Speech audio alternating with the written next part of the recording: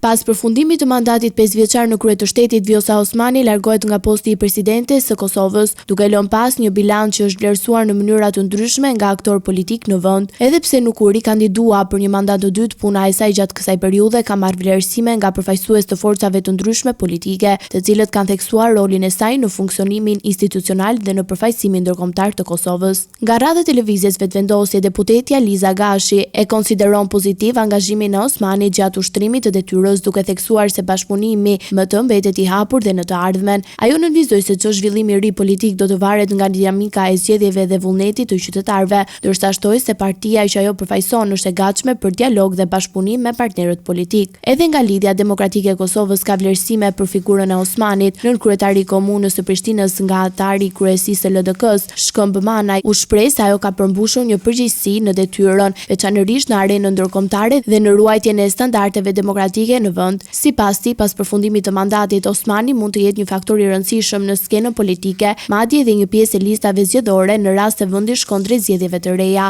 Në krahun tjetër, përfaqësues të opozitës kanë shprehur kritika ndaj mënyrës se si Osmani ka ushtruar funksionin e saj. Deputetja e Aleancës për Ardhmërinë e Kosovës, Time Kadriaj, e akuzoi për afërsi me qeverinë dhe për vendimarrje që sipas saj kanë favorizuar partinë në pushtet. Ajo përmendi edhe çështje konkrete duke ngritur dyshime mbi tikimin politik në vendim të rëndësishëm gjatë mandatit presidencial. Ndërkohë, Vjosa Osmani ka sinjalizuar më herët se nuk do të tërhiqet nga jeta publike, duke lënë të hapur mundësinë për një rikthim aktiv në politik pas përfundimit të mandatit si presidente. Kjo pritet të ndikojë në zhvillimet e ardhme politike në Kosovë, veçanërisht nëse vendi do të përballet me procese të reja zgjedhore.